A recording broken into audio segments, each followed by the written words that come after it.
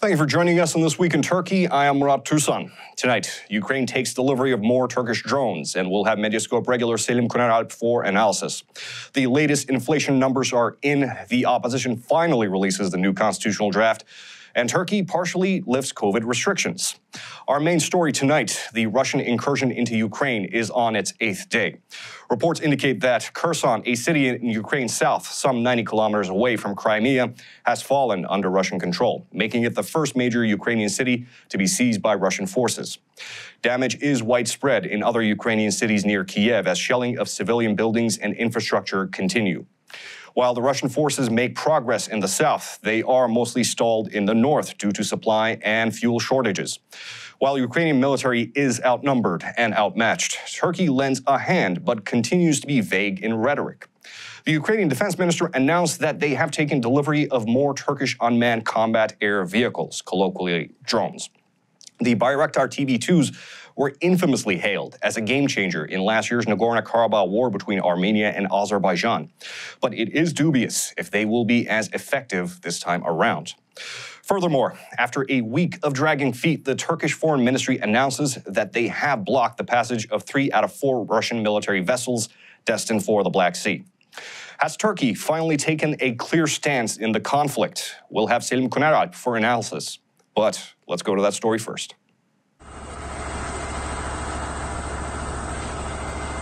As Russia's invasion of Ukraine reaches its 8th day, though Turkey still takes no firm side in rhetoric, they continue to supply unmanned combat aircraft to the Ukrainian armed forces.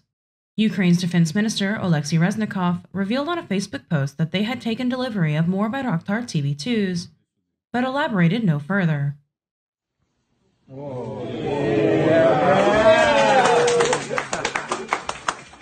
The Turkish Foreign Ministry stressed that the delivery of the aircrafts were in exchange of a purchase and not in the form of military aid. In a press conference on Tuesday, Ukrainian ambassador to the UK, Vadim Prystaiko, stated, "We are in contact with Turkey regarding the purchase of more drones. Although Turkey supplies them to us, we are still far from using them effectively." Meanwhile, the invasion has once again brought the Montreux Convention front and center.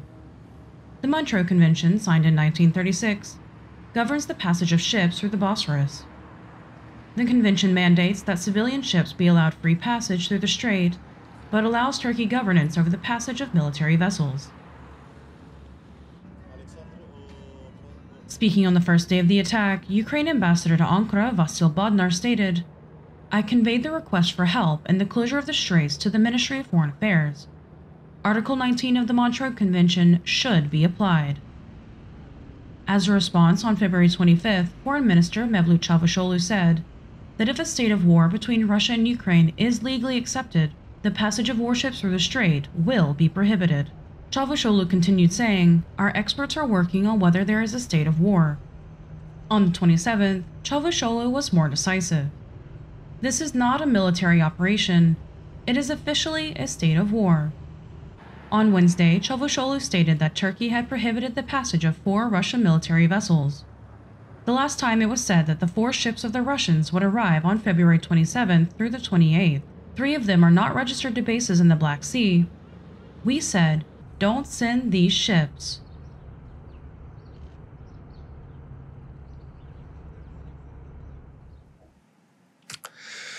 Back with us on the program, Medyascope contributor Selim Kuneralp. Mr. Kuneralp, it's good to have you back with us. It's great to be back too.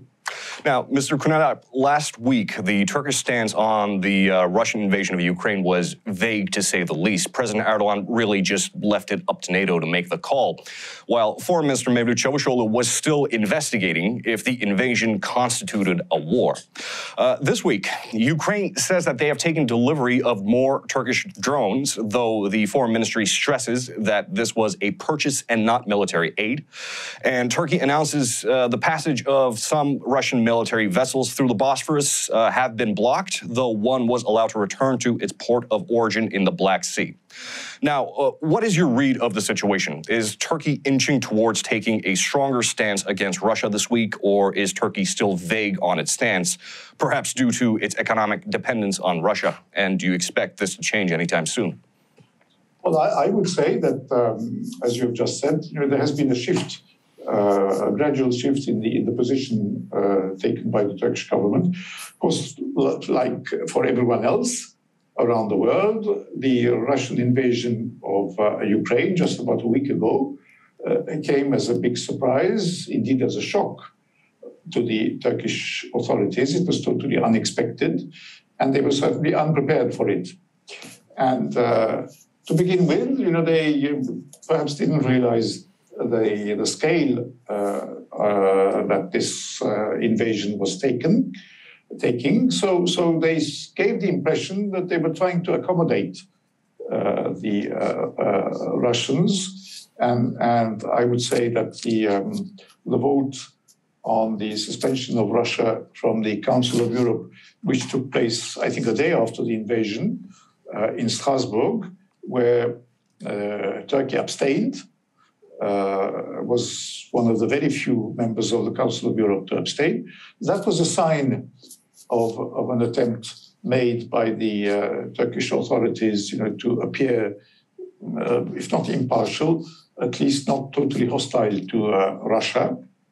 But as things developed and as the atrocities going on in Russia became clearer and clearer, as they did by the day, and as the Western response turned out to be much firmer than had been initially expected, Turkey's position also hardened.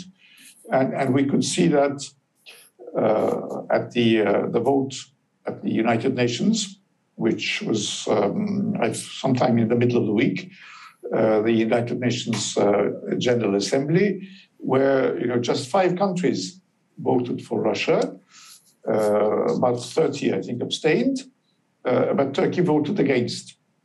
And the Turkish representative at the General Assembly made a very strong statement condemning the Russian invasion. So that, to my mind, is a shift towards the Western position. And Turkey is a member of NATO.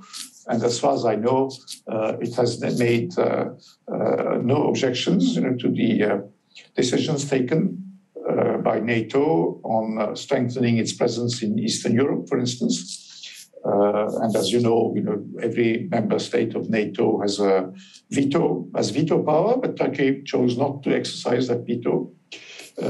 So it is firmly part of the Western alliance response to this unacceptable invasion. But having said that, it is also a fact that at least for the time being, Turkey is not participating in the sanctions that are being taken, economic sanctions that are being taken against the Russian state, but also against Russian individuals who have investments in Europe. That was perhaps a bridge too far, at least for the time being. And it is probably also the case that unlike Britain, for instance, where many of these oligarchs had, I would say, a lot of investments, both in property and immovable property, and also shares in various businesses, football clubs, and such like. I'm not aware that there are many oligarchs who have lots of personal investments in Turkey. The only one that I can think of was the Turkcell share of something like 25%, I think, of Turkcell, which is owned indirectly by a Russian oligarch, Mikhail Friedman, who is also under the has been struck by these sanctions taken in Europe, but he owns these shares through a British registered company, and the British registered company, One Letter, I think it's called, has ousted him from the management of the company, and it seems that his shareholding in that company has been frozen. So that reduces the pressure on Turkey to do anything about the shareholding in Turkcell. Other than that, I'm not aware, of oligarchs owning yachts on the Bosphorus or anything like that. So the type of measures taken in Europe against their interests would not have been relevant in Turkey. As far as trade is concerned, well, in any case, trade has been completely disrupted, as we can see in the media, because of the fighting, in the neighborhood of the Black Sea coast of Ukraine. So I don't imagine that there can be very much trade going on at the moment between Ukraine and Turkey, or Russia and Turkey. Certainly not by road, plus there are all sorts of sanctions that have been imposed on payments going through important Russian banks.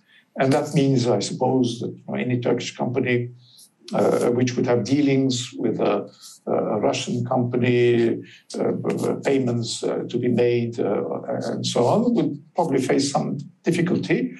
And this has a killer effect on trade, obviously. As far as energy is concerned, I saw in today's Western media that there are disruptions to the flow of gas via this Yamal pipeline that links Siberia to Germany. But I haven't heard, maybe you have, of any disruptions on the flow of Russian gas to Turkey through the Blue Stream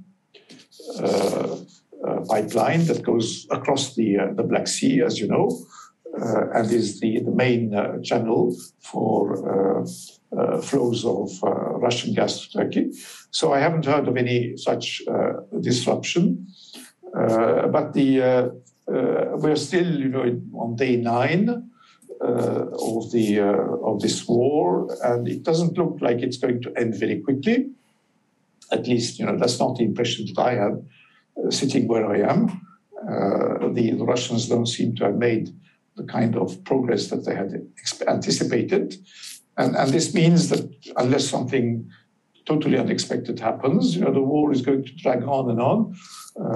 And that will make the conduct of economic relations with Russia more and more difficult, it seems to me. Now, the drones, you said, yeah. Well, the drones, I understand that something like 20 drones were present in Ukraine at the start of the war, and there are additional shipments expected. I wonder how these shipments are going to reach Ukraine. They cannot go by sea because the only port that Ukraine still holds is Odessa, and it seems to be blockaded by Russian naval ships. And they're not likely to allow, the drones to be delivered. They can't be delivered by air, as far as I know, because the airspace is closed. So they might have to go via Poland or another NATO member in Eastern Europe. I haven't heard of I haven't had any information about how this supply is going to be arranged. As far as the ships are concerned, you're right. A number of ships were allowed into the Black Sea. I hear that there might be between 7 and 13 Russian warships in the Black Sea at the moment, including at least one submarine. But there is there are no naval battles in the Black Sea, so the Russians might not need, at least for a while, to send more ships into the Black Sea. But what the Turkish government has done by stopping any more transit of warships through the Turkish Straits, which incidentally is the first time since 1945 that something like this has been done. The fact is that it is more, to my mind, a symbolic gesture than one that has an immediate impact. But it is the right gesture, nevertheless. I see. Let's expand on those symbolic gestures a little bit. Now, I do believe that when you previously said that there were no gas disruptions, I think you were correct, because so far we have not received any reports of interruptions. And as you said, economic sanctions along the lines of energy was a bridge too far for Turkey, and it appears that mostly for Europe it has also been. Germany notoriously was the last holdout for putting sanctions on Russia, but I do believe that the progress is being made through the United States offering Germany a subsidy. Now, let's talk about symbology. Yes, Turkey has moved and inched closer towards Ukraine and closer towards the West, but in rhetoric, Turkey has not really shifted. As a matter of fact, President Erdogan has mostly avoided talking about the subject. Do you think that that would have any effect on Turkish-Western relations, especially now that we've started rebuilding them after a long, icy period? Well, definitely. Lots of things have changed, in Europe in the last 9 days, and if Turkey plays its cards well, I think that there is. I don't want to use the word opportunity because it looks very ugly, in the present context. But you understand what I mean. There is a possibility to have a fresh start, let's say. To put it perhaps more delicately, but this, of course, requires some effort on the Turkish side also. We all know, we've known for at least 5 years, I would say, if not longer, what the expectations of the European Union from Turkey are. You only have to look at the resolutions of the European Parliament, at the decisions of the European Council and the ministers. They all say the same thing. You have to improve your relations with our neighbors. You have to stop threatening them. You have to abide by the rulings of the European Court of Human Rights. You have to make Turkey a state of law again. You have to improve the functioning of your democracy. All sorts of things like that. These are preconditions for going back to normal relations with the European Union. And by normal relations, I mean starting to open chapters and perhaps talk about the deepening of the customs union and so on. I would say that in the present circumstances, the European Union might want to be more accommodating in some of these issues, but they will still want Turkey to make some clear steps indicating that it is serious about its relationship with the European Union. Now, it's early days yet, and I don't know what the government might contemplate in the weeks ahead. But I would say that if this war goes on for more than just a few more days, I would say that there will be pressure on the powers that be to do something, and the pressure should, I think, come from inside Turkey. It is the role of the media, of the government, of the opposition, political parties, and so on, to tell the government, look, now is no longer the time to turn your back on Europe, because until now you had turned your back on Europe, but you had the possibility of doing something with Russia, but now it is clear that Russia is no longer a credible partner for Turkey, so we have to turn back to Europe. But the conditions for turning back to Europe are the ones that I just outlined, and that, of course, you are very familiar with already. So it is for the media and the opposition and think tanks and whatever, to try to make this message as broadly perceived as possible, and to awaken public opinion to this change in our relationship and the possibilities that are offered by what is happening in our neighborhood. It's not going to happen on its own. Well said. Mr. Kuneralp, thank you for making sense of it all. And as always, it's been a pleasure to have you back. Thank you very much. In the economy, inflation numbers are in, and they are not great. According to data from the Turkish Statistical Institute, annual inflation is up over 50%, making it the highest recorded since 2002. Independent inflation research group ENAG says otherwise, however. According to ENAG, annual CPI is standing at 123%, which would make it completely unprecedented. Gas prices are highest in recent history. The lira is back on the fritz after a period of stability, but at least it hasn't crashed. It's no wonder Turkey's economy has taken a serious hit considering its deep trade ties with Russia. There's no telling where the situation will lead, but it does look like this just might be the beginning of yet another economic disaster for Turkey. The Turkish Statistical Institute announced the inflation data for February, and the consumer price index is up 4.81%. Annual CPI, which was 11.10% in January, cracked 50% and rose to 54.44% in February, making it the highest on recorded record since 2002. Inversely, according to the inflation research group ENAG, inflation increased by 5.44% monthly in January, while the last 12-month increase was 123.80%. According to TSI data, CPI is up by 54.44% in January compared to the same period of the previous year, again, making it the highest level of inflation seen in 19 years.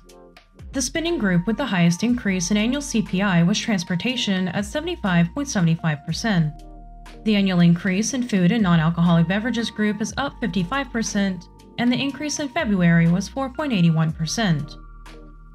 But the highest February price increase in all groups was seen in clothing and footwear at 9.10%. Meanwhile, Istanbul Stock Exchange refined stability over the week after plunging 250 points on the 24th. Inversely, the precarious Turkish lira is volatile once again. Trading roughly at 13.5 a day before the Russian invasion of Ukraine, the dollar jumped up to 14.5 and has had a hard time stabilizing. Following suit, gas prices in Turkey are also showing record highs. Selling at 18 liras a liter in October of last year, gas is up to nearly 18 liras a liter this week. Moving on to politics, the newly expanded coalition releases its long-awaited constitutional draft. They're calling it the strengthened parliamentary system. And should the opposition come to power after the 2023 elections, it vows to change the 2017 constitution and revert back to a parliamentary system. Meanwhile, President Erdogan, who attained his position after the 2017 referendum, wants the exact opposite. He too wants a new constitution, but one that grants the president more powers, supposedly having realized that this separation of powers thing is really overrated. We have details on the new proposal, and it's got a few new ideas in there, such as reducing the electoral threshold to 3%, requiring the president to sever all ties with their political party, and gender equality classes in schools. Meanwhile, President Erdogan is not happy about this new draft. He spoke about it for the first time this week, and here's that story. The draft of the long-talked-about strengthened parliament system was finally signed by the chairs of CHP, EA Party, DEVA Party, Future Party, Democrat Party, and Felicity Party on February 28th. The event was held at Ankara's Bilkent Hotel, which has long been a significant venue for Turkish politics, hosting the launching of events of many political parties, including President Erdogan's AKP some 20 years ago. Turkey's previous governmental system was established in 1923 as a parliamentary republic. In 2007, then Prime Minister Recep Tayyip Erdogan put the constitution up for referendum. The referendum passed at a narrow margin of 2.8%, converting Turkey into a presidential system. The opposition has long argued that the new constitution gave the president too much unilateral power and has been calling for a new constitution since. The opposition has vowed to enact the new constitution if elected. The new strengthened parliamentary system would revert Turkey back to a parliamentary republic, but with a few new caveats.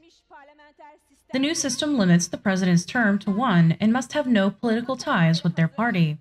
The minimum vote for any political party to be admitted to parliament will be reduced to 3%. All bar associations will be merged into one. Gender equality classes will be mandated in the education system, and the parties vow that nepotism and favoritism in appointments to public positions will be curbed under the new system. Yesterday, President Erdogan spoke against the new parliamentary proposal for the first time. Our nation has thrown these kinds of projects away every time they have risen, and has steered the nation in a direction in line with their goals and expectations. Hopefully, this project will again be buried by our nation in the ballot box. We spent 20 years trying to save the country from this disease and distortion. Now, they want to rewind the movie and go back to the past. And our last story this week is about the pandemic. Health Minister Fahrettin Koca announces new lax policies regarding masks, quarantine, and tests. For some, it's a breath of fresh air, but not everyone agrees. Before that story, let's take a look at those COVID numbers for the week and see how we're doing. So, effective as of yesterday, the Health Ministry is reporting that 85% of people age 18 and up have received 2 shots, and 92% have received at least 1 shot. The ministry is also reporting for between February 12th and 18th, 3.1 million tests, 605,000 cases, 8,253 serious cases, 1,916 deaths. The ministry is also reporting 4% pneumonia, 57% bed occupancy, 73% ICU occupancy, which is fairly high, and 31.8% of ventilators in use. And Minister Koca announced that wearing masks outdoors and in well-ventilated indoor areas are no longer required this week. Also, schools are no longer quarantining if 2 or more cases are detected. Not everyone is elated about the news, of course. The opposition did what it does best and opposed. But aside from a political perspective, Medyascope got an exclusive with clinical microbiologist Dr. Bülent Ertuğrul, who reports that the Scientific Council was heavily divided on the new measures. Açık havada maske kullanmak zorunda değiliz. Health Minister Fahrettin Koca announced the new rules on masks, HES codes, and quarantine times in schools at the Scientific Committee's meeting on Wednesday. According to the ministry, masks are no longer required outdoors, in well-ventilated areas, and HES codes, the codes unique to every individual allowing their entry into public areas, will no longer be required. No business or institution will check for HES codes at entry. PCR tests will no longer be required for individuals not displaying COVID symptoms, and schools will no longer institute a quarantine if 2 cases are detected. While the news was welcomed by most, not everyone shared in the festivities. CHP's Ankara representative Murat had harsh criticisms for Koca after the announcement. That was about all we could expect from Dr. Fahrettin Koca's announcement. While healthcare workers are waiting on their rightful pay raises, he announces no masks. Why don't you tell us what you are willing to pay them? The ministry doesn't pay the cost of no-mask policies. People pay for it with their lives. Referring to the government healthcare workers in Turkey who have been underpaid and overworked since the beginning of the pandemic, Emir wasn't alone in his criticism. Clinical microbiologist Dr. Bülent Ertuğrul spoke to Medyascope. The decisions here are terrible. The minister, as always, has done what he felt like doing. Although it seems like this was a decision of the Scientific Committee, the minister said that the Scientific Committee did not agree on this issue, and that's why such a decision was made. As far as I understand, there was not a complete consensus on this among the members of the Scientific Committee. And with that, that's it for us in This Week in Turkey. I have been Murat, Türsan, and thank you for joining us. Türkiye'nin sivil, bağımsız, özgür ve çoğulcu bir medya ortamına ihtiyacı var. Medyascope, 20 Ağustos 2015'te bu ihtiyacı karşılamak üzere yola çıktı. Ama yolumuz uzun.